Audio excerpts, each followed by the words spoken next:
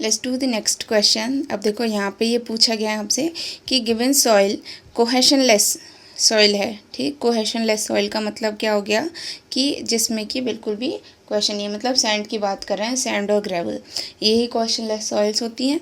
अब इसमें आपका मैक्सिमम जो वॉइड रेशियो है वो 0.85 है, मिनिमम वॉइड रेशियो 0.50 है, ठीक है।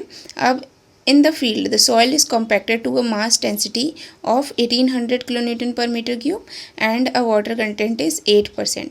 Take the mass density of water as 1000 kilonewton per meter cube and GS as 2.5. relative density निकालना है। देखो रिलेटिव डेंसिटी का फॉर्मूला आपका होता है, सबसे पहले हम यहाँ लिख लेते हैं। अच्छा, ये क्वेश्चन आया है गेट 2014 में 2 मार्क्स का सेट 1 में, तो it is a 2 mark question. और देखो किस तरह से इसको सॉल्व करेंगे हम। देखो हमसे ये पूछा गया है, पहले तो हमसे ये पूछा गया है कि निकाल दो, क्या निकाल दो रिलेटिव डेंसिटी DR, ठीक है। ये रिलेटिव डेंसिटी की क्या वैल्यू होती है। रिलेटिव डेंसिटी का फॉर्मूला आपका होता है, पूछा है इन परसेंटेज, ठीक है। तो रिलेटिव डेंसिटी का फॉर्मूला हमारे पास होता है e max minus natural water content, natural void ratio divided by e max minus e minimum. ये आपका रिलेटिव डेंसिटी होता है, ठीक है।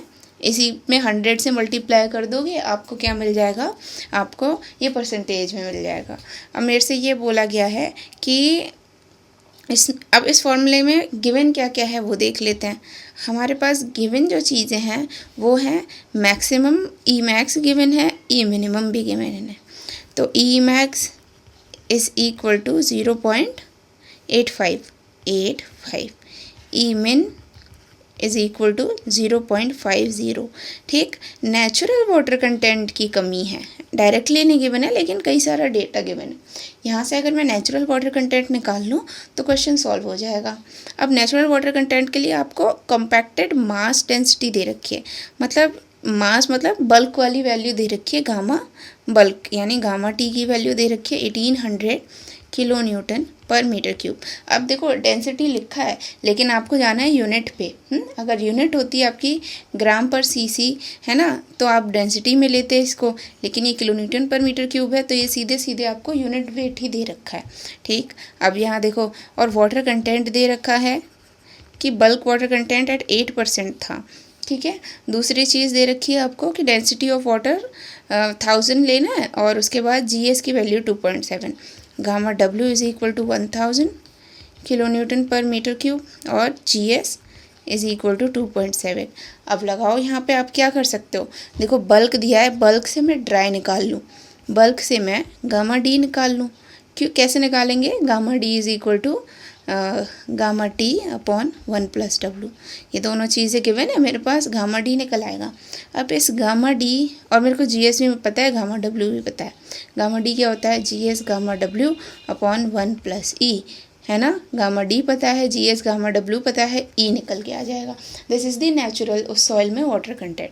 निकालते हैं, ये प्रोसेस फॉलो करते हैं। E की वैल्यू आई, डाला DR में, DR की वैल्यू आई, दैट इज़ द आंसर, ठीक। अब यहाँ देखो gamma D is equal to gamma T upon 1 plus W।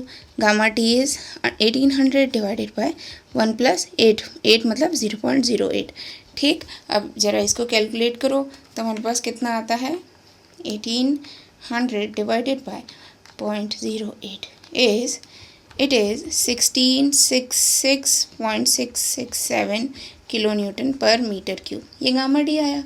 अब आपने क्या किया, gamma D is equal to GS gamma W upon 1 plus E, यहाँ से E is equal to GS gamma W upon gamma D minus 1। तो GS है 2.7 into 1000 divided bye 1666.667 minus 1, ठीक। तो 2.7 into 1000 divided by 1666.67 minus 1 is the e की value आई हमारे पास 1.619, तो 1.62% आपका अप्रॉक्सीमेटली ई की वैल्यू आ गई, ठीक है। अब ये ई की वैल्यू को DR में डाल दो। मैक्सिमम है 0.85 माइनस 0.62, यही तो था, अरे देखो 1 पॉइंट लगाया, 1 से माइनस करने के बाद तो 0 पॉइंट आ गया ना, 0.62। ठीक है, अब यहाँ देखो ई मैक्स आया है हमारा 0.85 माइनस ई मिन 0.50, निकालो तो आया 0.85 माइनस 0.62, 0.23 डिवाइडेड बाय माइनस 0.5, ए की वैल्यू आ गई 0.657, ठीक, इंटू 100 कर दें तो हमको मिल जाएगा, इंटू 100 करने के बाद हमको मिला 65.7%।